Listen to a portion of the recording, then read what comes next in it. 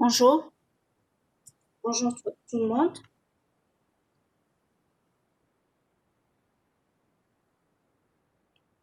L'enregistrement est en cours pour ceux qui n'arrivent pas peut-être à assister cette matinée.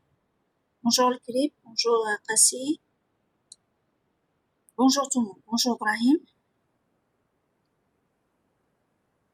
Ce qu'on va faire aujourd'hui ensemble, c'est on commence les déductions, le raisonnement si vous voulez.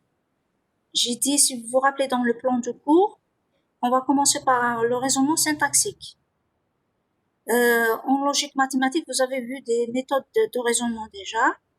La méthode algébrique, par exemple, elle se base sur les équivalences. Donc, une formule est équivalente à une autre équivalente jusqu'au... Ça veut dire si une formule du départ est correcte et vraie, elle sera équivalente à une formule aussi vraie. Donc, c'est aussi une déduction. Vous avez aussi l'habitude de travailler avec les tables de vérité. Si une formule alpha est vraie, une formule bêta est vraie, sa conjonction, par exemple, est aussi vraie. Donc, à partir de la table de vérité, on peut faire des déductions. Voilà. Prouver ce qui est vrai à partir de ce qui est vrai.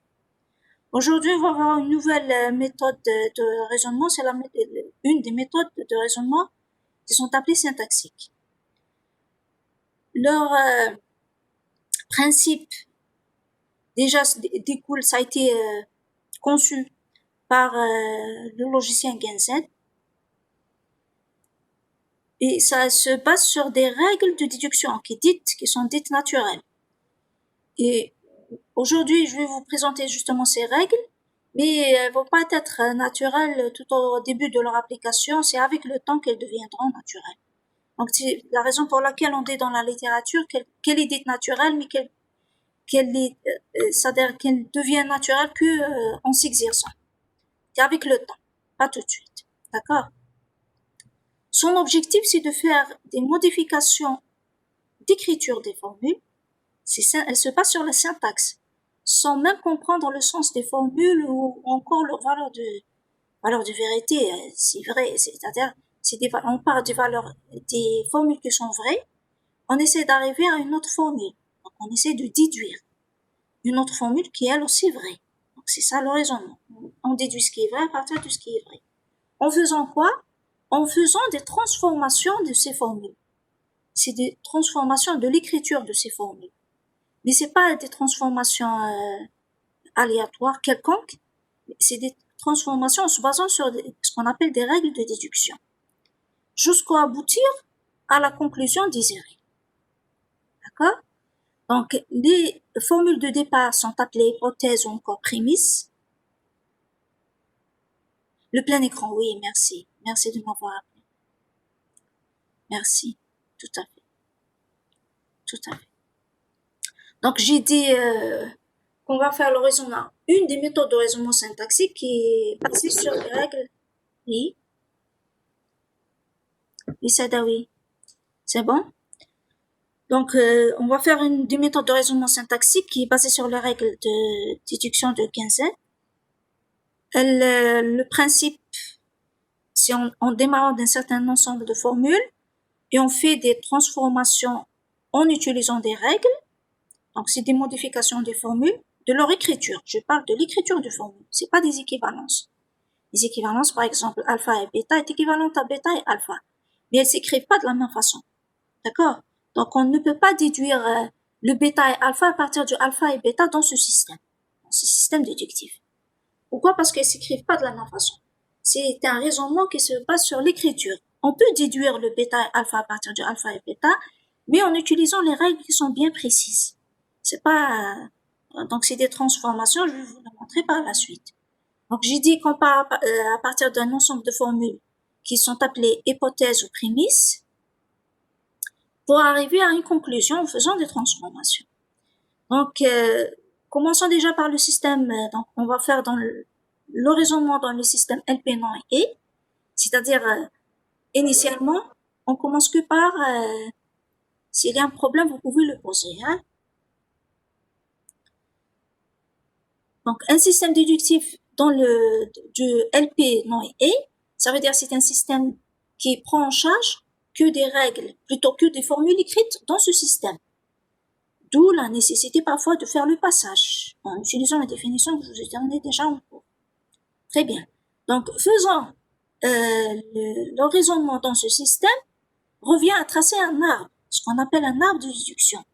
D'ailleurs, si vous le remarquez là, par là, ça représente quand même un certain arbre. Voilà la racine qui est en bas, et voilà les feuilles. D'accord? Donc, les feuilles, c'est les prémices, c'est les hypothèses de départ. La racine, c'est la conclusion, c'est le résultat auquel on veut arriver. Mais faites attention, on ne va pas commencer par la racine. Parfois, effectivement, des astuces, peut-être en s'exerçant, je vous donner, on essaiera de tracer inversement, c'est-à-dire on commence par la racine pour essayer de trouver les formules. Mais ça se passe pas comme ça. On commence par les prémices, les hypothèses, on fait des transformations de ces hypothèses jusqu'à aboutir à la conclusion qui est la racine. Donc l'arbre, si vous voulez, il construit inversement à sa nature. Parce que d'habitude, l'arbre commence par l'arbre, par la racine de l'arbre, on trace le reste, les branches et puis les feuilles. Pour nous, ce ne sera pas le cas. Pour ce système déductif, on commence par les feuilles, on fait des transformations en utilisant des branches, bien sûr, et puis les nœuds peuvent aussi être encore transformés. Donc, c'est pas un seul niveau.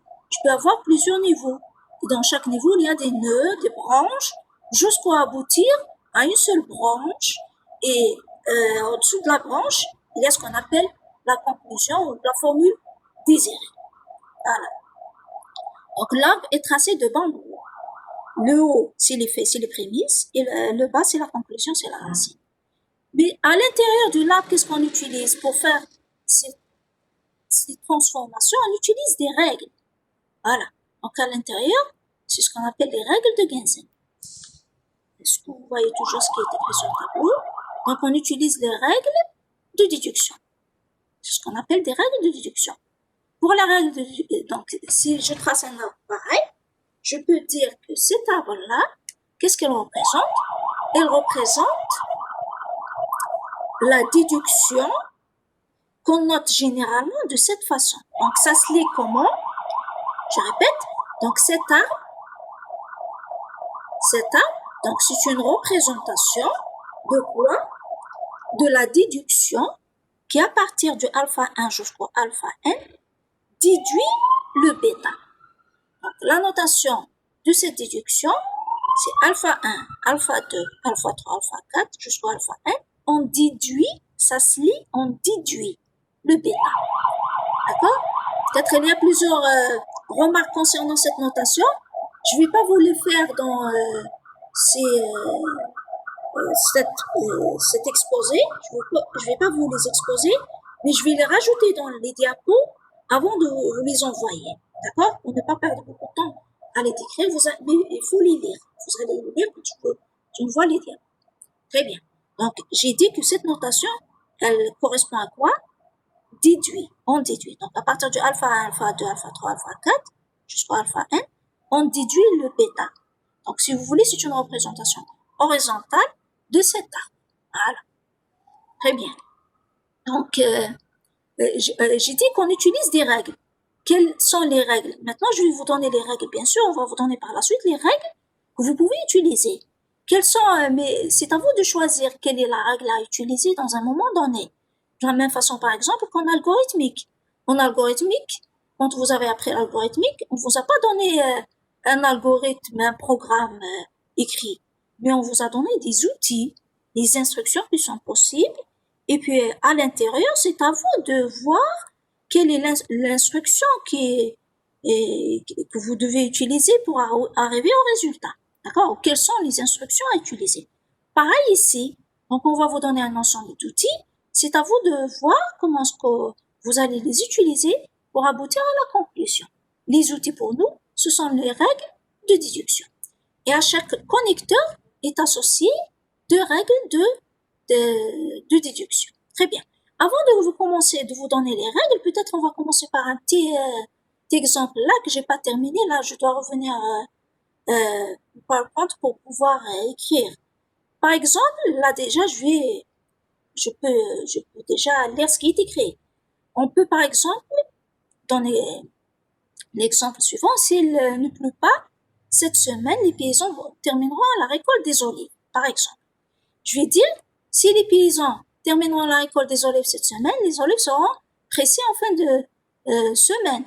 Bon, et encore, elles seront de bonne qualité, par exemple. C'est juste des exemples.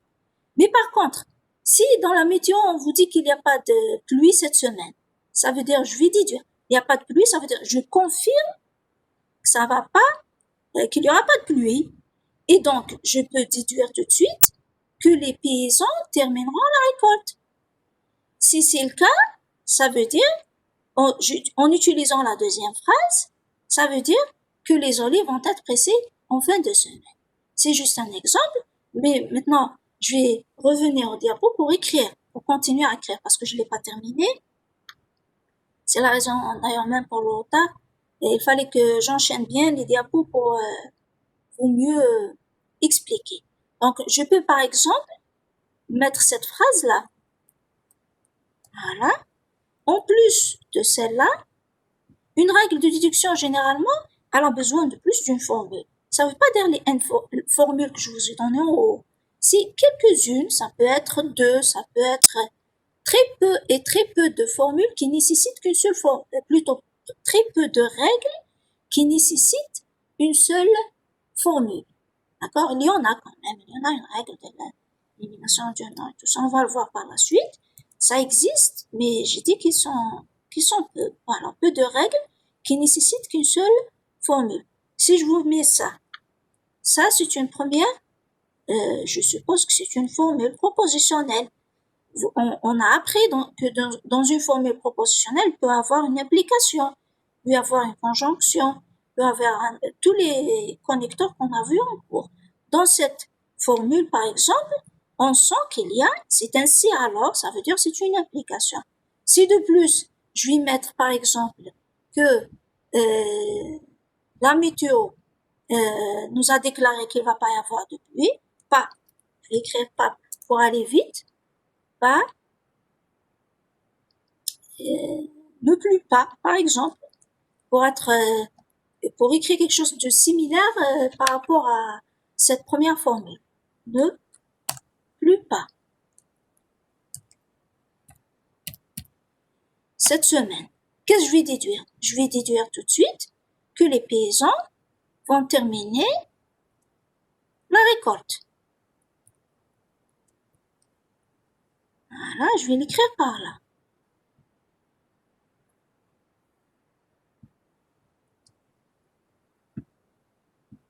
Que les paysans vont terminer la récolte. Si en plus de cette formule, j'ai une autre hypothèse, une autre prémisse, qui est la suivante, laquelle, si les olives ont été bien récoltées, que je vais la mettre avec les feuilles en haut. Bien qu'elle n'a pas été utilisée dans la première règle. Voilà. Mais c'est une prémisse de départ. Donc, je vais la rajouter par là. Voilà, elle est là. C'est une feuille. Je vais mettre par là. Cette fois-ci, en utilisant le résultat de la première déduction avec cette dernière prémisse, qu'est-ce que je vais déduire? Que les olives vont être bien pressées en fin de semaine. Je ne sais pas si vous avez bien suivi. C'est bon. Merci. Très bien. Merci. Donc, pourquoi j'ai choisi un exemple? Un exemple de la vie courante de des citoyens, par exemple, qui se trouvent dans les montagnes. Voilà. Donc, c'est clair pour ce type de raisonnement. Donc là, j'ai démarré d'un ensemble de formules qui sont des hypothèses. Donc, j'ai utilisé deux hypothèses pour faire une première déduction, une troisième hypothèse, ainsi que le résultat obtenu de la première déduction pour faire une dernière déduction. Donc là, si vous voyez très bien, ça ressemble en quelque sorte à un arbre de déduction. À partir dans cet arbre de déduction, on a utilisé 3 prémices. Le résultat, c'est une formule.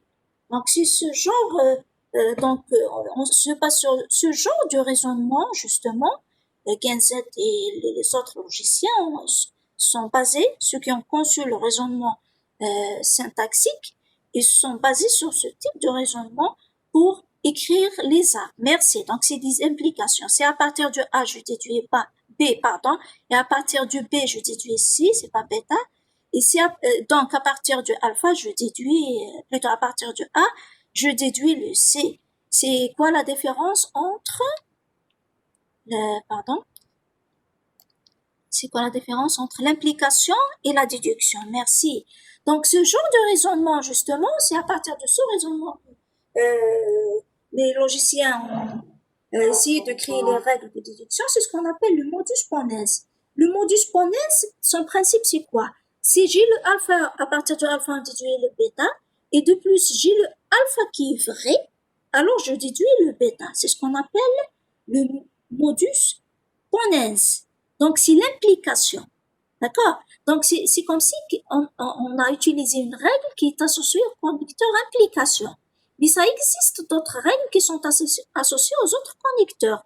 C'est par exemple, je vous dis que le alpha et bêta est vrai. Je déduis que le alpha est vrai. Ça, c'est une règle qui est associée à la conjonction. Ne plus, pas, n'est pas parmi les propositions. Merci. Elle est là. Voilà. Merci. Elle est là. J'ai pas terminé l'écriture de. Merci de me l'avoir. Ok. Je vais faire tout de suite. Elle est parmi les hypothèses.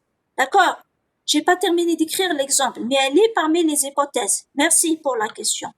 Elle est parmi les hypothèses, bien que je l'ai pas écrit. C'est juste parce que j'avais pas terminé l'exercice, c'est tout.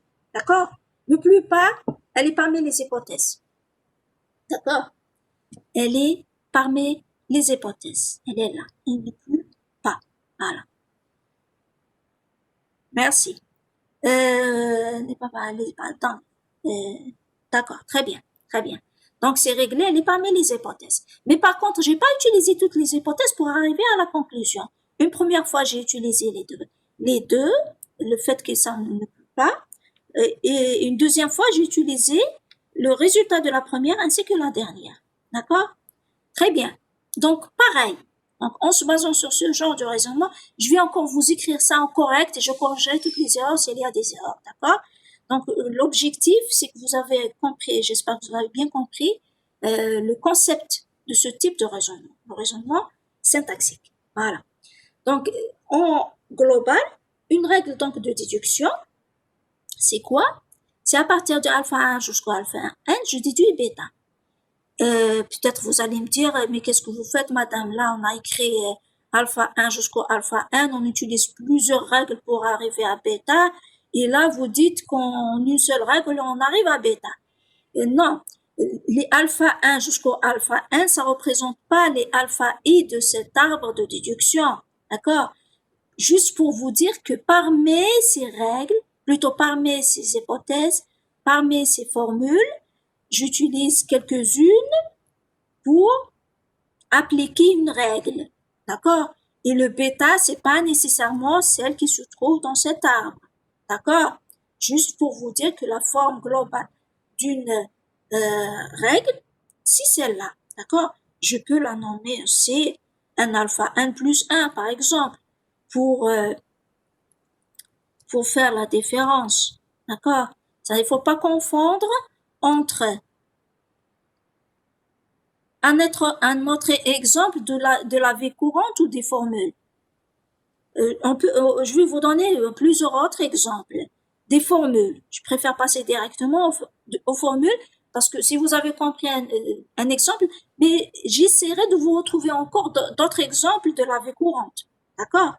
Je n'ai pas tout de suite pour vous donner par exemple, je peux dire si je suis pas fatiguée, je sors. Mais le fait de dire que je suis pas fatigué, ça veut dire que je conclus que je vais sortir. Mais faites attention, si je dis que je suis fatigué, je ne peux absolument rien conclure. D'accord? Donc, c'est-à-dire ce qui doit être respecté dans les règles. Les règles de déduction doivent respecter quand même le raisonnement que vous avez déjà appris en algèbre, que vous avez appris en maths depuis l'enfance. D'accord? Donc, c'est d'autres exemples. J'essaierai de vous retrouver, j'ai dit d'autres exemples de la vie courante, mais et je vais vous envoyer encore des exemples avec des formules dans le langage propositionnel directement, parce que c'était en fait l'objectif de la première série d'exercices, c'est le passage vers le langage propositionnel. Une fois qu'on a fait le passage, on peut se permettre de faire le raisonnement. Donc pour nous, le alpha I, ça représente des déclarations, c'est des faits, d'accord, de la vie courante, d'accord. C'est des déclarations, des assertions de la vie courante. Et le alpha N, la conclusion, elle aussi, elle représente un fait de la vie courante. On essaiera de déduire une formule à partir d'un ensemble de formules qui sont déjà prouvées vraies, d'accord, qui sont déjà déduites, des formules qui sont déjà déduites. Si c'est clair, donc une formule, une règle de déduction, elle est de la forme, j'ai dit suivante. Et on va vous les donner tout de suite. Commençons, j'ai dit par le langage LP non et, ça veut dire on va vous donner les règles associées aux deux connecteurs, la conjonction et la négation. La conjonction, pour tout connecteur, vous avez deux règles. Une règle d'introduction du connecteur et une règle d'élimination du connecteur. Qui dit introduction et élimination, c'est par rapport, bien sûr. Et j'ai oublié peut-être de vous dire que ça se lit, une règle pareille, ça se lit comment? À partir de alpha 1, alpha 2, alpha 3, alpha 4 jusqu'au alpha n, on déduit le alpha n plus 1. Et cette barre-là horizontale, on l'appelle barre de déduction ou encore d'inférence. Et ça se lit, on déduit. À partir de ça, on déduit ça. Très attention, elle est obligatoire dans un arbre de déduction. Quand vous tracez un arbre de déduction, les barres de déduction sont obligatoires. D'accord? Généralement, à côté, on rajoute, si vous voulez, un identifiant de cette règle. Quelle est la règle qu'on a utilisée? D'accord? Donc, c'est la règle d'introduction du et. C'est la règle d'introduction du non. C'est la règle de... Pour quelle raison? Pour dire que j'ai bien utilisé les règles, donc que mon arbre est correct. Parce que un arbre, quand est-ce qu'il n'est pas correct? Soit que les règles, elles ont été mal utilisées. Ça veut dire, c'est pas des règles qu'on connaît. C'est pas des règles, faites attention, parfois vous pouvez rajouter des règles. Mais il faut que ça soit correct. Par exemple, je peux pas dire que si le non alpha est vrai, alors le alpha est vrai. Si je suis pas fatigué, alors je suis fatigué. Faites très attention à ce genre de règles de déduction. D'accord? Parfois, j'autorise à ce que les étudiants rajoutent leurs propres règles pour enrichir, pour débloquer un raisonnement. Mais il faut que ça soit une règle valable, correcte. Ça veut dire, même en utilisant la table de vérité, je peux prouver qu'elle est vraie, que le raisonnement, que la déduction est correcte. D'accord? Je répète que le raisonnement, c'est déduire ce qui est vrai à partir de ce qui est vrai. D'accord? Très bien. Donc, une première règle qu'on va voir ensemble, c'est l'introduction de et. Si le alpha est vrai, le bêta est vrai, ou encore, si le alpha est déjà déduit, si le alpha est déduit à partir d'autres prémices et que le bêta a été déduit à partir d'un ensemble de prémices, alors le alpha et bêta est aussi vrai. Donc je peux déduire, du coup, dans l'implication, on a une seule prémisse, une seule conclusion. C'est pas une seule prémisse, c'est un syllogisme, c'est deux prémices. Mais je peux revenir à l'exemple passé. Seule conclusion, alors qu'en déduction, on a plusieurs prémices et une seule conclusion. Non. Généralement, dans que ce soit l'implication ou tout autre, Donc, par exemple, cette règle, elle a besoin de deux prémices. La règle d'implication, elle aussi, a besoin de deux prémices. Vous remarquez très bien que là, quand j'ai tracé la barre de déduction, j'ai mis les deux prémices. Celle-là, c'est une prémisse, et celle-là, c'est une autre prémisse. D'accord? Donc, vous avez deux prémices pour l'implication aussi. On va pas vous donner tout de suite les règles d'implication, le temps d'apprendre à utiliser les règles du non et de et puis on vous introduira les autres règles, les règles des autres connecteurs. D'accord? Donc, l'implication a besoin de deux prémices, non pas une seule. Si alpha flèche bêta est vrai, et le alpha, je dis bien, et que alpha est aussi vrai, alors je déduis le bêta. Je ne peux pas déduire le bêta si je suis pas sûr que le alpha est vrai. D'accord? Ça peut correspondre, si vous voulez encore plus de détails, si vous prenez la table de vérité de l'implication, l'implication elle est vraie dans combien de cas? Dans plusieurs cas. Elle est fausse que dans un seul cas, le cas où alpha est faux et le bêta est plutôt le cas où le alpha est vrai et le bêta est faux. Donc, on dit que le vrai ne peut pas impliquer le faux. Ça veut dire quoi? Ça veut dire que, est-ce que si vous avez une implication est vraie, si vous prenez les lignes pour lesquelles, essayez de suivre et non pas lire les diapos, hein? Faites attention dans ce mode d'enseignement et essayez plutôt d'écouter. Il faut pas se concentrer plus sur les diapos, il faut pas trop lire, vous essayez de m'écouter. D'accord, cette fois-ci. Très bien. Donc, vous suivez que si j'écris, par exemple. Pardon. Donc, si vous prenez la table de vérité de l'implication, vous avez plusieurs cas où l'implication est vraie. Si vous prenez donc alpha flèche bêta est vrai, alpha flèche bêta est vrai. Est-ce que vous pouvez déduire dans ces trois lignes, est-ce que dans ces trois lignes le bêta est vrai? Non, on ne peut pas déduire que le bêta est vrai si le alpha est vrai, parce que le alpha est vrai. Parce qu'il se peut que j'aurai une implication vraie et que plutôt j'aurai le bêta qui n'est pas vrai alors que l'implication est vraie. D'accord? L'implication est vraie. Si le alpha est faux, je déduis que le bêta est faux, non pas vrai. Je ne peux pas déduire tout de suite que le bêta est vrai. J'espère que vous avez compris. Le faux peut impliquer le vrai parfois, tout à fait. D'accord? Ça veut dire ce qui m'intéresse le plus, c'est que quand l'implication est vraie, ça veut pas dire nécessairement que le bêta est vrai. C'est ce qui importe le plus pour moi. Si vous avez une implication est vraie, ça signifie pas nécessairement que le bêta est vrai. D'accord? Parce que vous avez des cas où l'implication est vraie, mais le bêta n'est pas vrai. Voilà. Donc, dans le cas, le alpha, par exemple, est faux. D'accord? Donc, je ne peux pas déduire que le bêta est vrai si le alpha n'est pas vrai. D'accord? Mais pour nous, ce qui nous intéresse, c'est de déduire ce qui est vrai. C'est pas ce qui n'est pas vrai. D'accord? Et du coup, l'implication, elle a besoin de deux prémices, et non pas d'une seule. D'accord?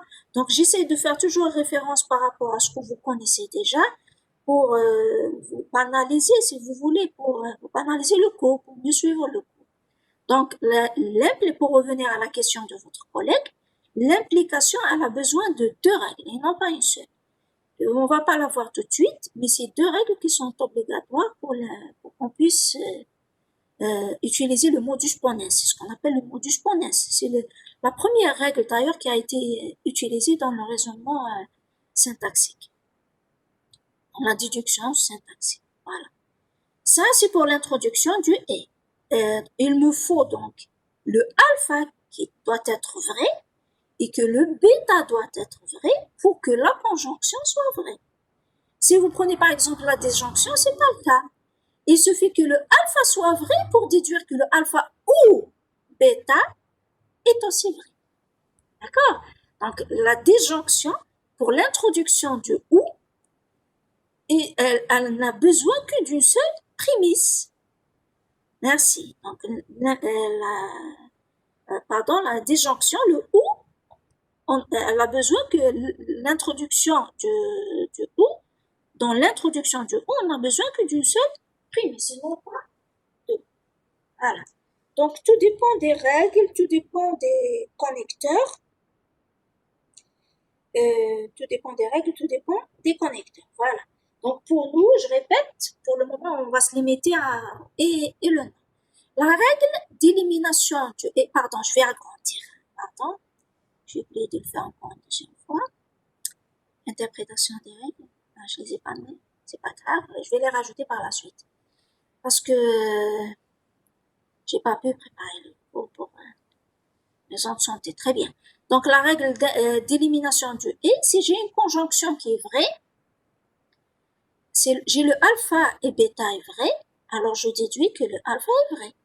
Pareil pour le bêta. Si le alpha et bêta est vrai, je déduis que le bêta est vrai. En réalité, ça se l'est pas comme ça. C'est le alpha et bêta est déduite, encore peuvent être déduites, alors je peux déduire aussi le bêta à travers ça. D'accord? Très bien. Donc là, je les ai écrits. Ah, pardon. J'ai rajouté une animation sans faire attention. Très bien. Donc ça, c'est les règles, les deux règles d'élimination du i. Je répète laquelle vous allez utiliser.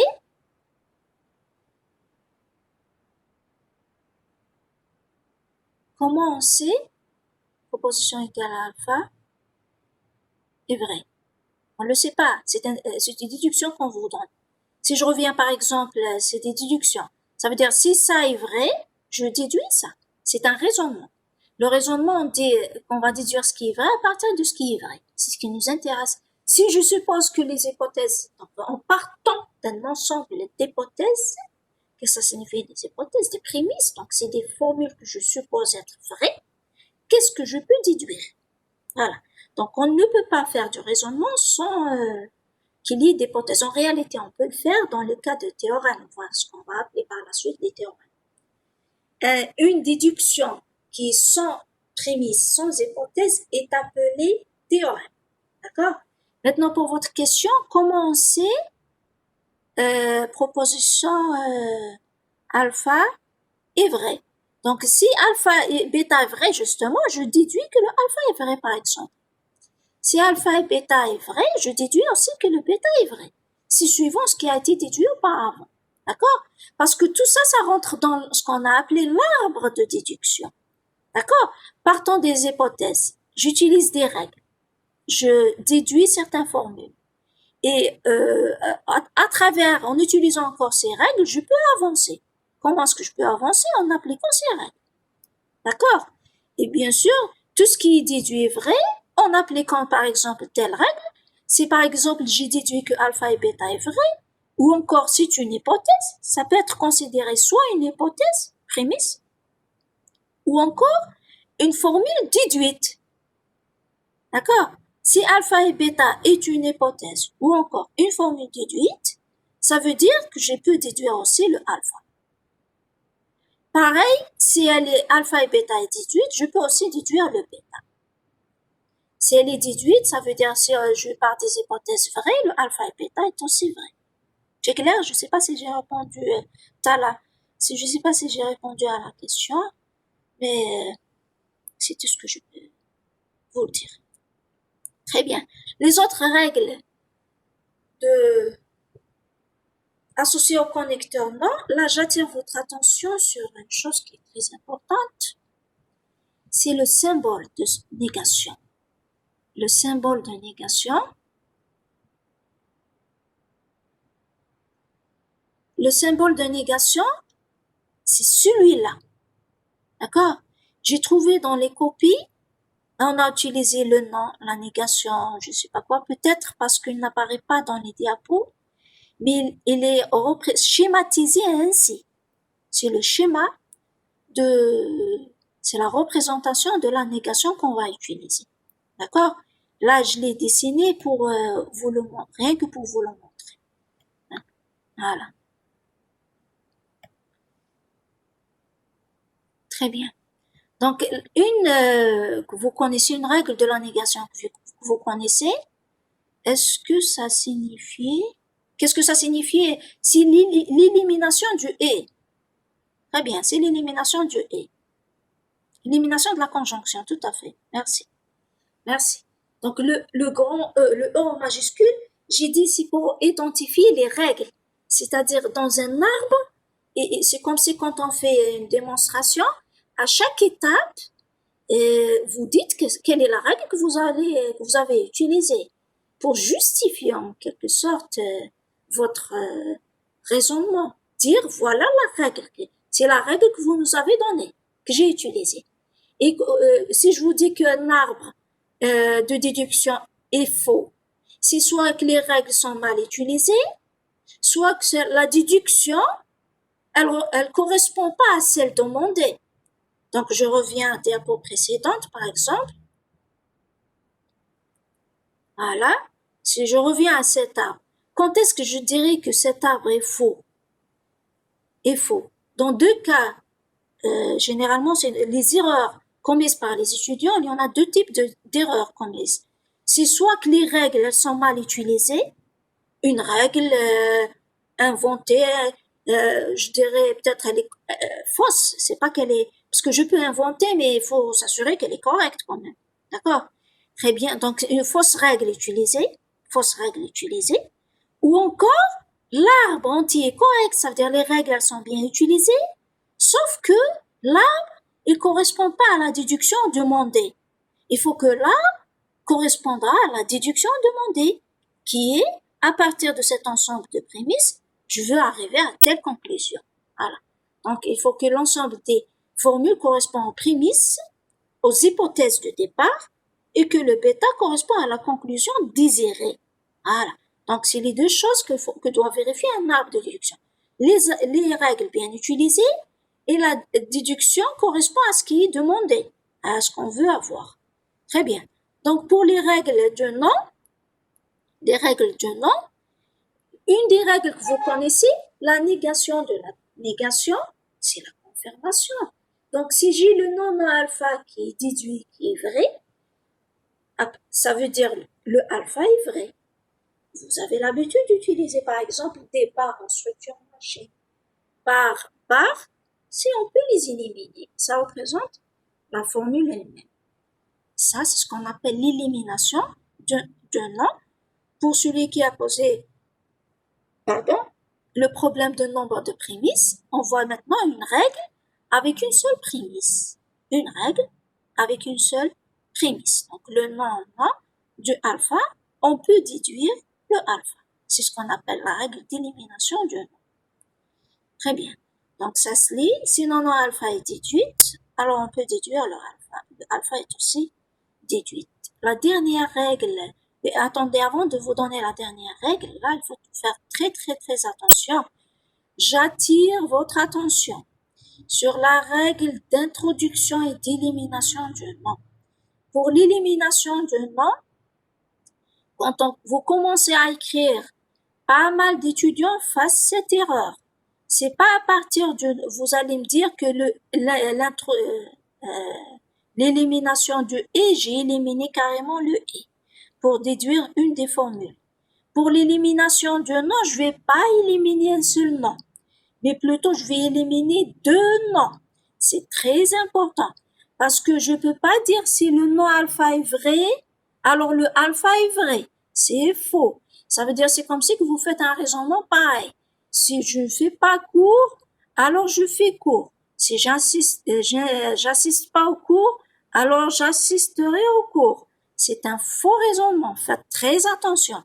C'est pas l'élimination d'une seule négation, mais il faut qu'il y ait deux négations à côté de la formule pour qu'on puisse les éliminer. Je ne peux pas éliminer une, mais deux. Faites très attention donc à la règle d'élimination du nom ainsi que la règle d'introduction du nom. Dans la règle d'introduction du nom, je vais pas dire si le alpha est vrai, alors le nom alpha est vrai. C'est faux. C'est je suis un étudiant, alors je ne suis pas un étudiant. C'est un faux raisonnement. Faites très attention. Beaucoup d'étudiants font ce genre d'erreur. Je vais pas éliminer un seul nom ou encore rajouter un nom pour faire le raisonnement. C'est faux. Pour l'élimination, il faut que j'élimine 2 noms. Pour l'introduction, c'est quelque chose que vous connaissez aussi, mais d'une autre façon. Vous avez l'habitude de faire le raisonnement, par exemple, en rajoutant, si vous voulez arriver à la conclusion, vous supposez sa négation. C'est ce qu'on appelle le raisonnement par l'absurde. Vous supposez sa négation, et puis vous allez aboutir à quoi? Si vous supposez la négation de la formule. Essayez de m'écouter plutôt que de lire les diapos. Merci. Donc, si vous utilisez dans le raisonnement par l'absurde, vous rajoutez la négation de la conclusion, merci, et puis vous arrivez à une contradiction. C'est exactement le principe de l'introduction d'un nom. Une fois qu'on a arrivé à une contradiction, ça veut dire que c'est une des hypothèses de départ qui est fausse. C'est exactement ça. Si une hypothèse nous a mené à une contradiction, ça veut dire si à partir du alpha je déduis bêta, et à partir du alpha je déduis non bêta, ça veut dire j'ai arrivé à une contradiction. Là, c'est une contradiction. La notation, je vais vous donner par la suite dans les diapos la notation de la contradiction. Ça veut dire ce n'est plus le alpha qui est vrai et je vais l'éliminer, je vais l'effacer dans les hypothèses. D'accord? Je vais l'éliminer. Ça, je l'ai pas fait, mais je dois le faire. Je vais compléter les diapos. Je vais éliminer le alpha. Ce n'est plus le alpha qui est vrai, mais plutôt sa négation qui est vraie. Donc, je vais déduire sa négation. C'est comme ça qu'on fait la règle d'introduction d'un nom. Donc, faites très attention aussi à la règle d'introduction d'un nom. Elle découle du principe de raisonnement par l'absurde. Si la contradiction, c'est une des hypothèses de départ qui est fausse. Si elle est fausse, je déduis sa négation. Voilà la règle d'introduction si une même formule alpha mène à une contradiction, ça veut dire sa négation peut être déduite. C'est le principe de l'introduction de. Maintenant, si on veut faire un exemple tout de suite, mais je dois revenir, vous m'excusez, aux présentations, plutôt à ma diapo pour pouvoir écrire. J'ai réduit encore une deuxième fois. Là, ce que je vais faire, parce que ça, d'une part, j'ai pas pu préparer la suite du cours, et peut-être ça sert pas à grand chose qu'on essaiera de faire beaucoup d'exemples par là. Donc, on essaiera de traiter un exemple, peut-être 2 au maximum, et je vais essayer de vous envoyer quelques des déductions à préparer. D'accord? Et puis, je vais peut-être programmer la suite du cours, ou encore on essaiera de le faire en présentiel. Je vais voir si je rajouterai par la suite une demi-heure peut-être du cours pour corriger les exemples. D'accord? Parce que dans la suite de ce cours, je dois vous faire au moins 4-5 exemples, c'est très important pour comprendre les déductions. Et puis c'est des exemples types. Ils vont vous permettre pour faire la série. Mais je préfère ne pas le faire tout de suite, je vous donne un peu de temps. Et de ma part aussi, je vais pouvoir préparer le reste du cours. Donc si on vous demande dans cet exemple de montrer que à partir de non alpha, je déduis non alpha. Ça veut dire montrer cette déduction. Qu'est-ce que je vais faire? Quelle est la règle que je vais utiliser? Parce que c'est ça, j'ai dit que je vais vous donner des outils. C'est à vous de voir quelles sont celles à utiliser pour tracer votre arbre élimination de négation. Merci. Tout à fait. Très bien. Donc, si je prends ça, je vais faire le non et je vais agrandir, hein, patienter juste. Là, il faut absolument voir le tableau virtuel, chose que j'ai évité vu la charge de travail, mais c'est pas grave. Donc, l'élimination du nom, merci, tout à fait. Donc, à travers ça, j'utiliserai donc la règle d'élimination du nom. Combien de noms je vais éliminer? c'est la remarque que j'avais fait de non merci pour avoir merci de non, donc pour avoir le non alpha. Donc vous voyez très bien que notre arbre de déduction, il est composé que d'une seule règle. C'est très rare parce que tout simplement, je voulais commencer par un exemple très simple pour vous montrer l'application de ces règles, l'utilisation de ces règles. Donc, si j'ai le non alpha qui est vrai, je déduis tout de suite que le non alpha qui est vrai, et je vais écrire à côté que c'est la règle d'élimination du non que j'ai utilisée. Voilà. Donc, élimination du non. Donc, je l'ai écrit élimination du non pour ne pas aller insérer un symbole, surtout vous avez bien compris. Vous avez l'habitude d'utiliser ça. Vous dites de non, merci. Merci, très bien. Donc, si je vous demande par exemple de montrer la déduction suivante, qu'à partir de, je vais l'écrire par là, qu'à partir, je ne sais pas si vous arrivez à voir ce qui est écrit sur le tableau. C'est pas un tableau, oui, très bien. Qu'à partir de alpha, je vais insérer des symboles, ou encore je vais écrire carrément, qu'à partir de alpha et bêta, je vais mettre des parenthèses, voilà, et delta, je vais déduire, le symbole là il est mal placé, c'est pas grave, je vais déplacer.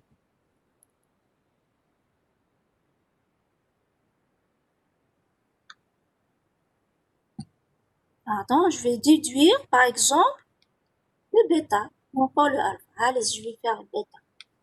Je vais faire on va déduire le bêta. Voilà, le bêta.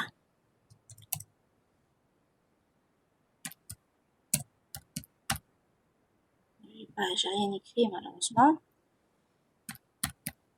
Voilà.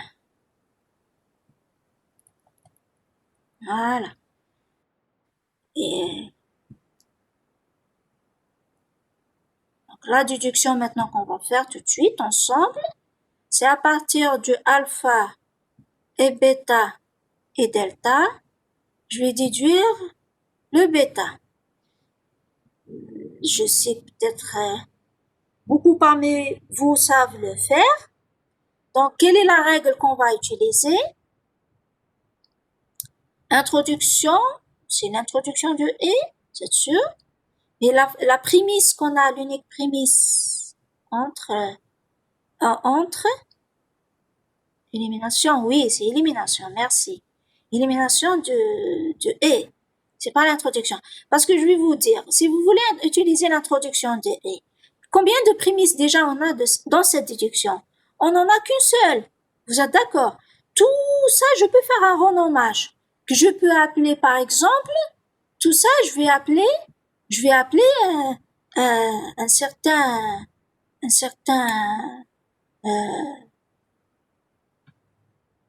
lambda, par exemple. Je peux faire un renommage. Tout ça, c'est une formule, vous êtes d'accord? Parce que si j'ai utilisé plus d'une formule, ça veut dire quoi? Ça veut dire que c'est certes que j'aurai des virgules entre l'ensemble des formules. Vous avez remarqué que les formules alpha 1 jusqu'au alpha 1, voilà, je peux appeler gamma. Merci. Merci pour cette proposition. Merci. Merci. Très bien. Donc, je vais l'appeler gamma, par exemple. Allez-y. Gamma. Donc, à partir de là, je vais déduire le gamma. Et plutôt, à partir du gamma, je vais déduire le bêta. Ça, ce n'est autre que le gamma. Donc, on n'a qu'une seule formule. La preuve, on n'a pas des virgules. Donc, si la règle, par contre, d'introduction de « et », elle exige deux formules. Ça veut dire que je ne vais pas pouvoir l'utiliser actuellement. D'accord? Il me faut deux formules. Lesquelles? Sauf si je rajoute. Effectivement, dans ce qui va suivre, parfois, je suis obligée, donc c'est ça la difficulté de ce type de déduction, c'est que je suis obligée de rajouter des formules parfois. D'accord? Souvent même. Quelles sont les formules à rajouter? C'est la difficulté que trouvent les étudiants. Mais avec le temps, on va s'entraîner, on va avoir des astuces pour peut-être faire de bonnes propositions, des règles, plutôt des formules à rajouter. Une astuce tout de suite que je peux vous donner, c'est que dans le raisonnement par l'absurde, vous rajoutez la négation de la conclusion. Pareil ici, n'hésitez pas à rajouter la négation de la conclusion.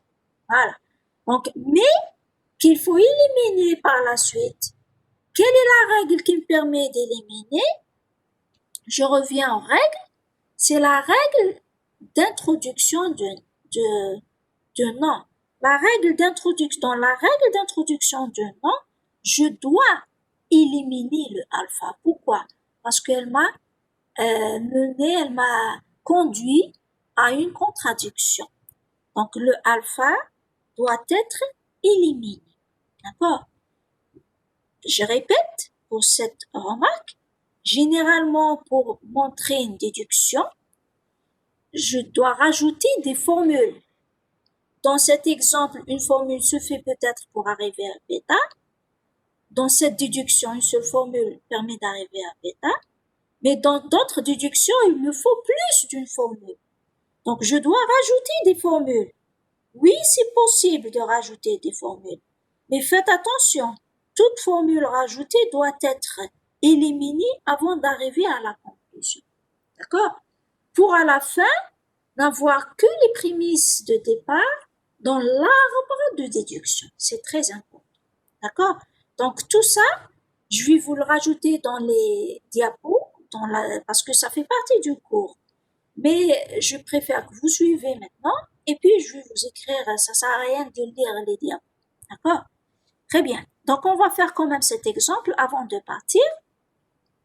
Donc, c'est à travers cette formule qu'on va utiliser, vous dites, l'élimination. Donc, je vais tracer l'arbre par là. L'élimination du et.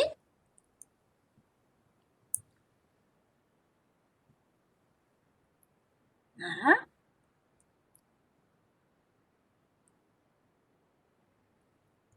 N'oubliez pas toujours la barre de déduction. Par élimination, je peux appeler cette fois-ci, c'est pas le tout que je vais appeler gamma, mais plutôt je vais me limiter à alpha et bêta. Donc vous avez quelque chose qui ressemble à gamma et delta. La règle d'élimination, si j'applique la règle d'élimination de et, qu'est-ce que je vais avoir pour la règle d'élimination de et? Qu'est-ce que je vais avoir? Élimination de et. Qu'est-ce que je peux déduire en utilisant la règle d'élimination de et? Qu'est-ce que je vais déduire? Si alpha et bêta et delta est vrai, qu'est-ce que je vais déduire? Là, il faut savoir qu'on ne peut pas déduire tout de suite le alpha, ni même le bêta. D'accord? Parce que vous avez quelque chose qui ressemble à alpha et bêta, ni alpha ni bêta justement. C'est la raison pour laquelle je vous ai posé la question. On déduit ni alpha ni bêta, parce que vous avez des parenthèses par là. D'accord?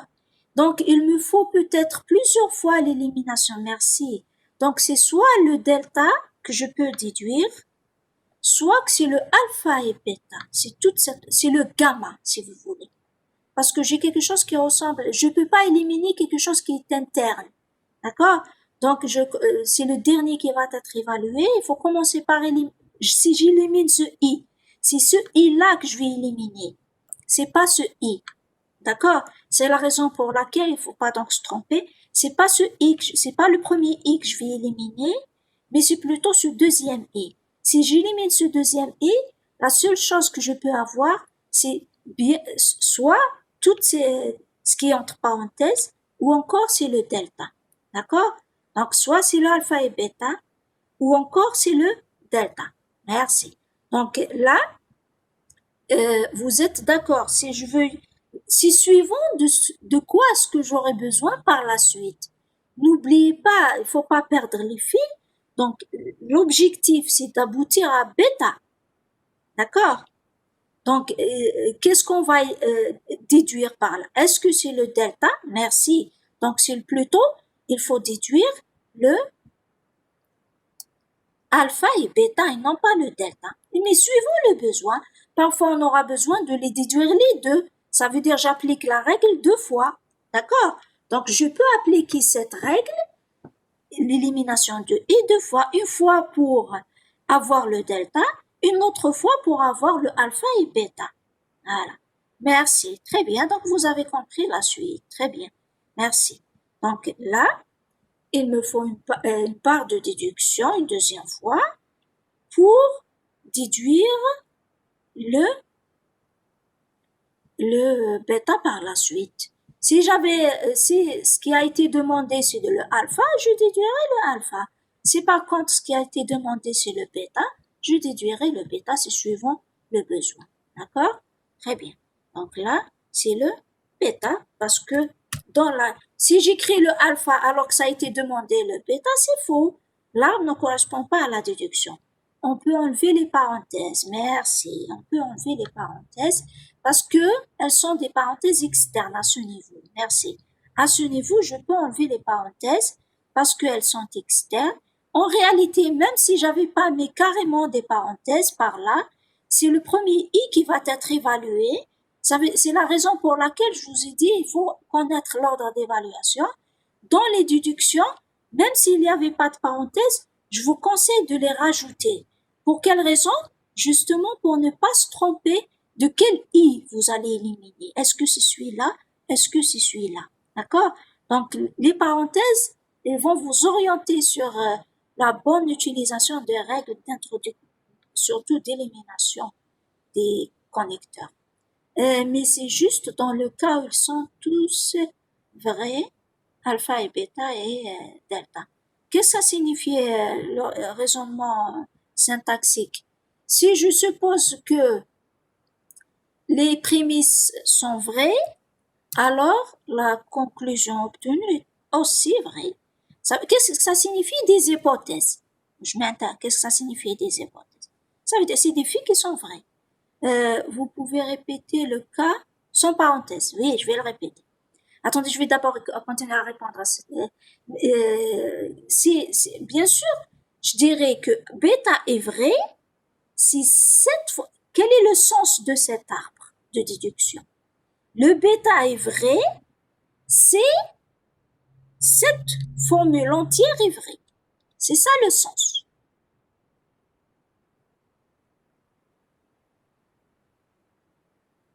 La permutation, comment est-ce que je peux avoir la permutation? Avoir alpha, delta, permuter? Oui, par exemple, je peux vous donner un autre exemple. Montrer, attendez, je vais d'abord continuer à répondre et je vais vous parler de la permutation. D'accord? Je continue d'abord, je réponds aux questions et puis je propose le cas de permutation. Merci de m'avoir évoqué. Très bien. Donc là, je dirais que le sens de cet arbre entier, si alpha et bêta et delta est une formule, c'est une seule formule, vraie, alors bêta est aussi vrai. C'est ça le sens. D'accord? Donc si alpha et bêta et delta est une prémisse, c'est une hypothèse supposée être vraie, alors le bêta est aussi une formule, un fait vrai. C'est ça le sens de cet arbre de déduction. D'accord? Maintenant, pour les parenthèses, s'il n'y avait pas de parenthèses dans cette formule, si par exemple, c'est le cas par exemple, x plus y plus z sont les parenthèses. Si je vous demande de mettre les parenthèses suivant l'ordre d'évaluation, suivant l'ordre d'évaluation, si on vous demande de mettre les parenthèses, c'est clair que c'est ce i qui va être évalué en premier. Oui, je vais répondre tout à l'heure j'ai lu votre question, je vais répondre, mais ne se pressez pas. Il faut pas se presser, faut pas se précipiter, pardon.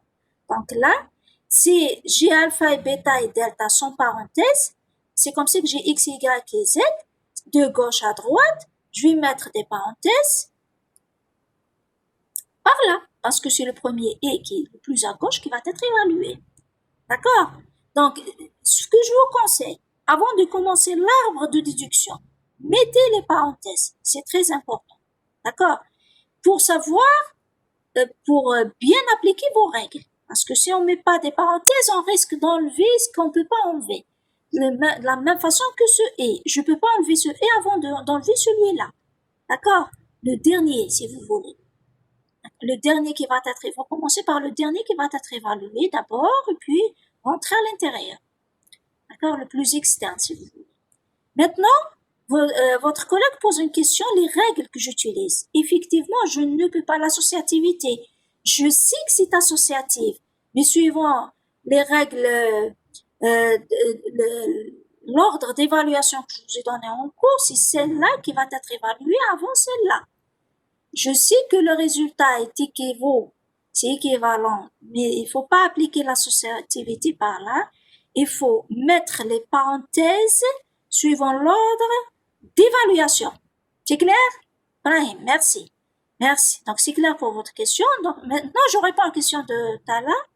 Il pose la question suivante. Est-ce une seule règle à la fois? C'est une seule règle que je peux appliquer à la fois. De la même façon qu'en algorithmique, est-ce que vous pouvez faire 10 instructions à la fois? C'est une seule instruction.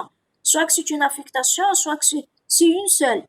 Et c'est l'ensemble des instructions qui représentent l'algorithme. Pareil pour l'arbre de déduction. C'est une seule règle à la fois. Et c'est l'ensemble des règles qui va composer l'arbre de déduction. C'est clair? On n'applique pas l'associativité de et dès le départ. D'accord? Je peux par contre montrer l'associativité grâce à l'arbre de déduction. Je peux vous le demander comme exercice, montrer qu'à partir de alpha et bêta et delta, alpha et bêta entre parenthèses, je déduis alpha et bêta et delta entre parenthèses. Montrer cette associativité grâce à un arbre de déduction. C'est un bon exemple. D'accord? C'est un très bon exemple. Montrer l'associativité, montrer par exemple la commutativité de la conjonction grâce à la déduction. D'accord? Donc, on peut faire beaucoup de choses. Les choses que vous avez l'habitude de les montrer en utilisant les équivalences, vous pouvez les faire en utilisant les déductions maintenant, que vous savez tracer un arbre de déduction. C'est clair? Donc, je vous demande de le faire un exercice, montrer la commutativité du et. Ça veut dire quoi? Montrer qu'à partir de alpha et bêta, je déduis bêta et alpha. Voilà, c'est un très bon exercice. Montrer qu'à partir de alpha et bêta et delta, alpha et bêta entre parenthèses, je déduis alpha et bêta et delta entre parenthèses. D'accord? Montrer qu'à partir, m'écoutez très bien s'il vous plaît. Montrer qu'à partir de alpha flèche bêta, je déduis bêta, qu'à partir de alpha flèche bêta, je déduis bêta. La première chose à faire, c'est quoi? Je vous ai pas donné les règles de flèche. Il faut se limiter aux règles de et règles de non. Donc, la première des choses à faire, c'est quoi? Première des choses à faire, c'est quoi? C'est pas, non. Là, parce que la contraposée, j'aurai toujours une application. Donc, traduire. Merci. Merci, toi. T'es très bien. En utilisant les définitions. Merci. Donc, même la contraposée, je peux la montrer aussi en utilisant, mais vous êtes obligé de passer par les définitions. Très bien. Donc, vous écrivez dans le langage LP et vous êtes obligé de réécrire dans le langage LP et avant de tracer l'arbre de déduction. Je répète, il faut réécrire avant de tracer l'arbre. Faites attention à ne pas réécrire dans l'arbre. Il faut tout réécrire avant de commencer l'arbre.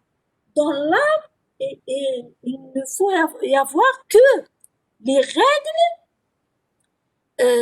qu'on vous a déjà présentées, celle de et celle de non. D'accord?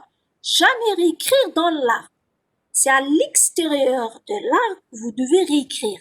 Dans l'arbre, il n'y a que les règles que vous pouvez utiliser. C'est pas des réécritures, c'est pas des définitions, c'est pas des équivalences. C'est des règles de déduction. C'est tout ce qu'on peut utiliser à l'intérieur d'un arbre de déduction. Si c'est clair, si vous avez bien compris, je préfère s'arrêter.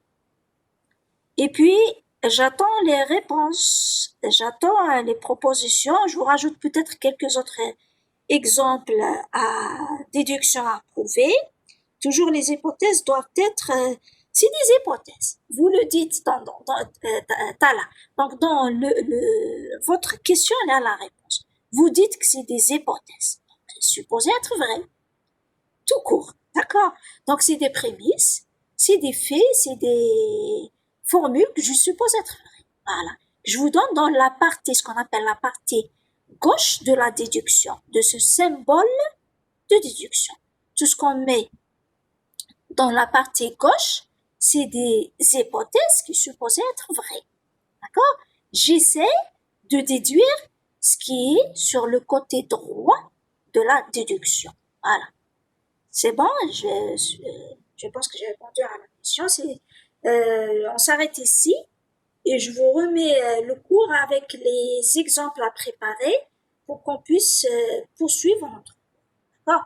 C'est tout ce que j'ai prévu pour aujourd'hui et je pense que si les règles sont bien claires, c'est bon. Donc, vous avez bien compris. Ça me permet aussi de vous bien préparer le cours parce que je l'ai pas fait proprement. Merci, merci, merci d'avoir assisté. Voilà. Merci pour tout le monde. Merci pour tout le monde et vous préparez en même temps les questions pour la séance prochaine. Vous préparez vos questions pour la séance prochaine. Merci à vous, merci d'avoir assisté. J'attends que vous quittez pour clôturer et je vais arrêter l'enregistrement tout de suite. Arrêtez.